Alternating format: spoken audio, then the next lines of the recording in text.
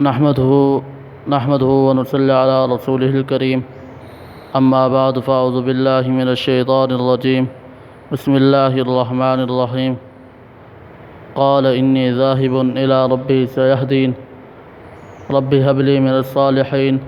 فبشرناه بغلام حليم. وقال النبي صلى الله تعالى عليه وسلم: لو كنت متخذا خليلا لاتخذت أبا إبراهيم خليلا.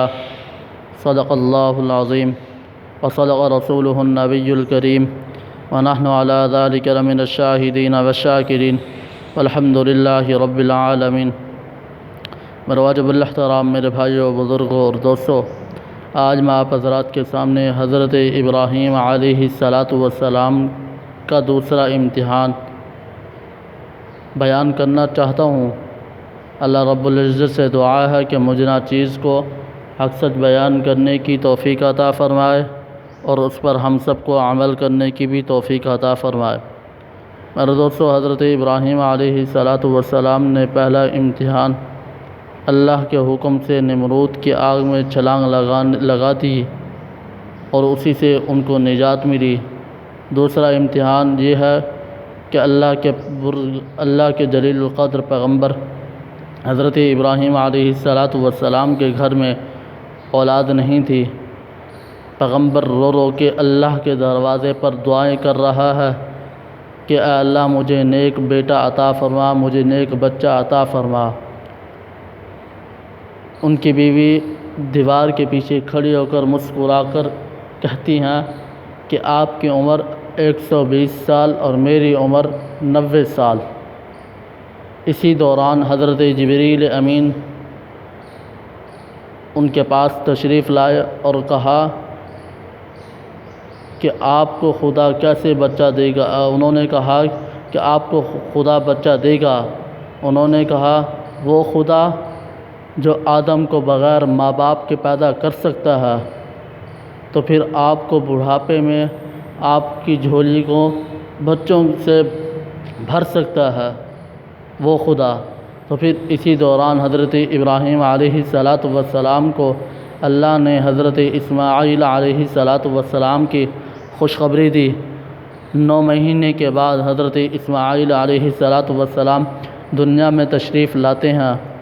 دنیا میں تشریف لانے کے بعد کچھ عرصے کے بعد حضرت اسماعیل علیہ السلام اور ان کی والدہ کو حضرت ابراہیم علیہ السلام لے کر چل پڑتے ہیں. خدا کا حکم آیا کہ ان بیوی کو اور بچے کو لے کر چلو. ابراہیم علیہ السلام نے فرمایا کہاں؟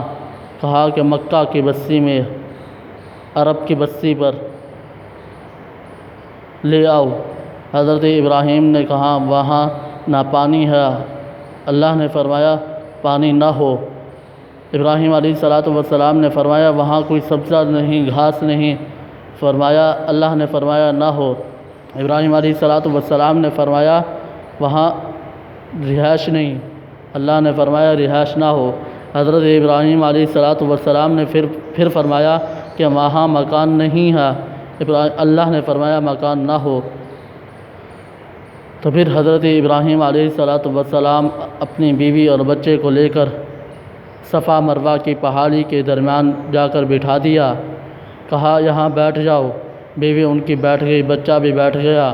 بچہ بیٹھنے کے بعد حضرت ابراہیم علیہ السلام واپس سواری پر سوار ہو کر چلتے ہیں تو بازو سے پکڑ کر ان کی بیوی نے کہا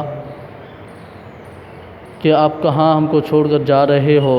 حضرت ابراہیم علیہ السلام نے خدا کی طرف اوپر اشارہ کر کے کہا مجھے خدا کی طرف سے اشارہ ہے، میں آپ سے گفتگو نہیں کر سکتا.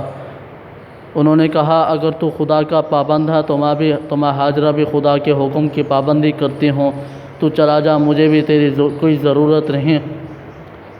تو پھر حضرت ابراہیم علیہ السلام وہاں سے واپس آئے تو اماں حاجرہ کے پاس پانی کا مشکیزہ تھا اور تھوڑے سے ستو بھی موجود تھے. 3 دن 3 راتیں گزارنے کے بعد جب پانی بھی ختم ہو گیا، مشکی اور ستو بھی ختم ہو گئے، تو پھر حضرت اسماعیل علیہ السلام پیاس سے تڑپنے لگی. پیاس کی شدت بڑھ گئی. تو پھر وہ حضرت اماں حاجرہ علیہ السلام بیٹے کو دیکھ کر تڑپتے ہوئے دیکھ کر برداشت نہ کر سکی، وہ صفا اور مروہ کی پہاڑی پر دوڑتی ہیں، کبھی صفا کی پہاڑی پر کبھی مروہ کی پہاڑی پر۔ اسی دوران حضرت اسماعیل اسی دوران اللہ کو یہ ادا بہت پسند آئی۔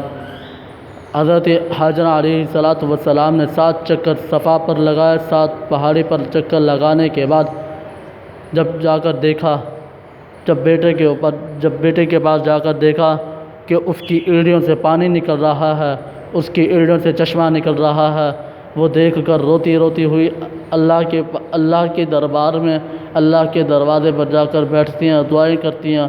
جا کر بیٹے کے بعد نڈھال اور روتی ہوئی جا کر دیکھا کہ بیٹے کی ایڑیوں سے پانی اور چشمہ نکل رہا ہے، تو پھر وہی چشمہ جو آج 1400 سال گزر جانے کے بعد آج بھی اسی چشمے سے اسی طرح پانی نکل رہا ہے جس طرح حضرت اسماعیل علیہ السلام کی ایڑیوں سے نکلا تھا۔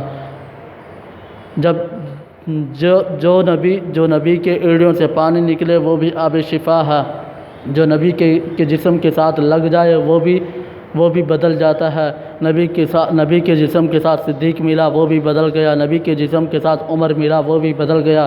نبی کے جسم کے ساتھ عثمان غنی ملا، وہ بھی بدل گیا۔ نبی کے جسم کے ساتھ علی المرتضیٰ ملا، وہ بھی بدل گیا۔ حضرت اسماعیل علیہ السلام کی یہ قربانی۔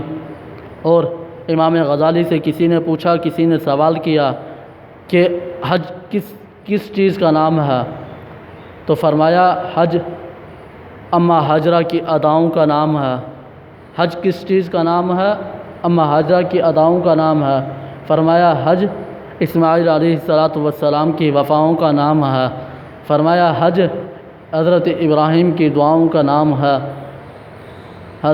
حضرت ابراہیم کے 2 امتحانات مکمل ہوئے، تیسرا امتحان بہت ہی اہم ترین واقعہ اور بہت ہی اہم ترین گفتگو آنے والی ویڈیو میں آپ حضرات سے بیان کروں گا۔ اللہ تعالیٰ سے دعا ہے کہ اللہ تعالیٰ ہم سب کو ان باتوں پر عمل کرنے کی توفیق عطا فرمائے۔ وآخر دعوانا الحمد للہ رب العالمین۔